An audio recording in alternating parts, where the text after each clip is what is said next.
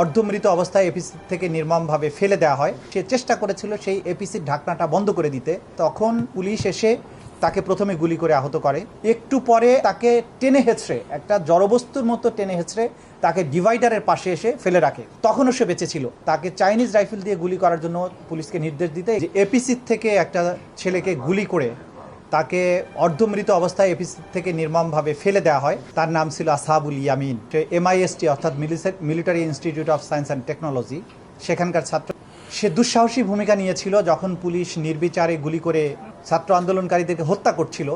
সেই সময় পাশ থেকে সে লাফিয়ে উঠে এপিসি থেকে যে ঢাকনাটা খুলে অভ্যুত্থানকারীদেরকে গুলি করা হচ্ছিল, সে চেষ্টা করেছিল সেই এপিসির ঢাকনাটা বন্ধ করে দিতে। তখন পুলিশ এসে তাকে প্রথমে গুলি করে আহত করে। গুরুতর আহত অবস্থায় এপিসির উপরে তাকে রেখেই অনেকক্ষণ ধরে আন্দোলনকারীদের আশেপাশে এই এপিসি নিয়ে ঘুরে বেড়ায়।